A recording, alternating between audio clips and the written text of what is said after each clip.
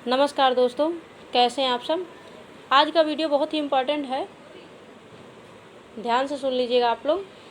ग्रहण कब लग रहा है और कहाँ कहाँ इसका प्रभाव पड़ेगा, हमें क्या क्या सावधानियाँ बरतनी है।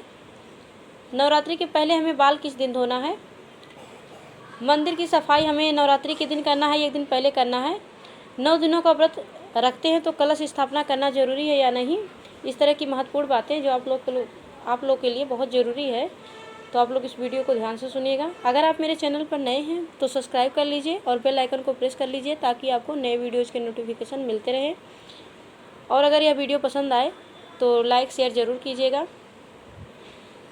तो चलिए जान लेते हैं शारदीय नवरात्रि कब से लग रही है। शारदीय नवरात्रि 2023 में 15 अक्टूबर से शुरू हो रही है और समाप्त होगी 24 अक्टूबर को। 24 अक्टूबर को दशमी तिथि है और 23 अक्टूबर को नवमी तिथि है।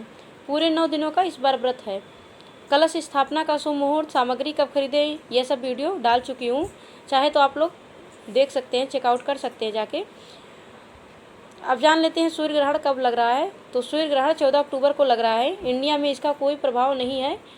इंडिया में रात में दिखाई देगा, विदेशों में दिखेगा। मैं स्क्रीन पे डाल दूँगी कहाँ कहाँ दिखेगा, आप लोग देख लीजिएगा। कब से लग रहा है सूर्य ग्रहण जान लीजिए। आज शाम को 14 तारीख को शाम को 8:34 पर लग रहा है और 2:25 पर समाप्त हो जाएगा। सूर्य ग्रहण दिन में लगता है तो इसका कोई प्रभाव नहीं होता है, लेकिन कुछ ज़रूरी चीज़ें हैं जो हमें बचानी चाहिए। जैसे हम लोग कोई खाने वाली चीज़ें रख रहे हैं तो फ्रिज में या बाहर कहीं भी रख रहे हैं तो उसमें तुलसी दल ज़रूर डाल दीजिएगा और मंदिर का फाटक बंद कर दीजिएगा, पर्दा गिरा दीजिएगा। और उस दिन अमावस्या है, जिस दिन सूर्य ग्रहण लग रहा है तो अमावस्या है, उस दिन अमावस्या है तो सुबह में श्राद्ध वगैरह जो नियम होते हैं वो सब चलेंगे। और जिनको अपने बुजुर्गों की तिथि मालूम नहीं है वो अमावस्या के दिन श्राद्ध कर सकते हैं, उस दिन श्राद्ध किया जाता है। उस दिन पड़ रहा है शनिवार। इस दिन पीपल वृक्ष की पूजा करनी चाहिए अवश्य रूप से, और अपने पितरों के लिए नियम धर्म दान पुण्य जो भी कर सकते हैं आप लोग इस दिन कर लीजिएगा। जो गर्भवती महिलाएं हैं तो बचा ले तो बहुत अच्छा है, वैसे डरने की कोई बात नहीं है, लेकिन अपनी तरफ से अगर माँ सावधानी बरते तो ज़्यादा अच्छा होता है।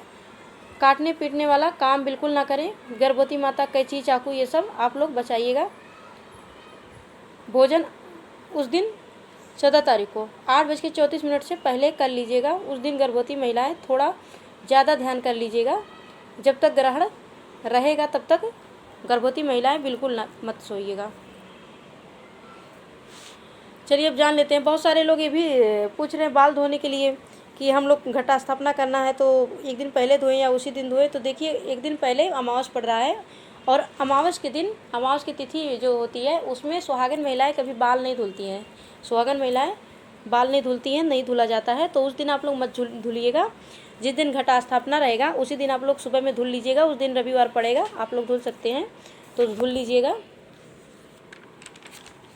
अमावस के दिन माता की सर सफाई कर लीजिएगा, मंदिर का सर सफाई अच्छे से कर लीजिएगा। वैसे हर अमावस को पूरे घर की सफाई करनी चाहिए, लेकिन इस बार ग्रहण लग रहा है तो अमावस तो आप लोग सफाई तो अमावस को कर लेंगे, लेकिन प्रतिपदा के दिन आप लोग सुबह में क्या करेंगे, जो फोटो वगैरह है हल्का फुल्का उसको साफ़ कर लेंगे। पहले तो एक दिन किए रहेंगे तो ऐसे सब साफ़ ही रहेगा, लेकिन फिर भी आप साफ़ हल्का फुल्का कर लीजिएगा और गंगा जल से छिड़काव कर दीजिएगा पूरे मंदिर में।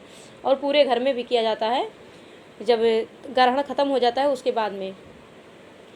बहुत लोग ये भी पूछ रहे हैं कि 9 दिनों का अगर व्रत कर रहे हैं तो घटा स्थापना करना ज़रूरी है। तो बिल्कुल नहीं, आप लोग जैसा चाहें वैसा कर सकते हैं अपने सामर्थ्य के हिसाब से। चाहे तो आप घटा स्थापना कर भी सकते हैं, तो और नहीं चाहे तो नहीं, अगर करना है तो मत करिए। लेकिन घटा स्थापना करने के बाद अगर आप लोग कलश स्थापना कर रहे हैं तो अखंड ज्योति भी जलाना ज़रूरी हो जाता है। तो इसलिए आप लोग अपने हिसाब से देख लीजिएगा। और एक चीज़ और जान लीजिए, अगर हम लोग एक बार कलश स्थापना कर दिए, घटा स्थापना कर दिए, तो 5 साल ये नियम, कम से कम 5 साल तक ये नियम जरूर करना चाहिए। कलश स्थापना, अखंड ज्योति, विधि विधान से पूजन, ये सब हम लोग को 5 साल कम से कम जरूर, वैसे तो 9 साल करना चाहिए, लेकिन अगर बहुत कम कर रहे हैं तब भी आपको 5 साल जरूर करना चाहिए, 5 साल तक। बहुत लोग यह भी सवाल कर रहे हैं कि हम 2 दिन का व्रत कर रहे हैं तो क्या कलश स्थापना हम कर सकते हैं। तो जी हाँ, आप लोग व्रत कर रहे हैं 2 दिन का तो आप कलश स्थापना कर सकते हैं। लेकिन कलश स्थापना अगर कर रहे हैं तो अखंड ज्योति जलानी भी ज़रूरी होती है। तो फिर आप लोग जला सकते हैं, तो फिर कलश स्थापना भी कर सकते हैं, ऐसी कोई बात नहीं है। आप लोग जैसा आप लोग को अच्छा लगे आप लोग कर सकते हैं। बट अभी तक नहीं किए हैं अगर कलश स्थापना तो इस साल मत कीजिएगा, इतना ध्यान रखिएगा, क्योंकि पुरुषोत्तम मास में कोई नया काम नहीं किया जाता है। तो आप लोग अपने अपने हिसाब से देख लीजिएगा। जय माता दी।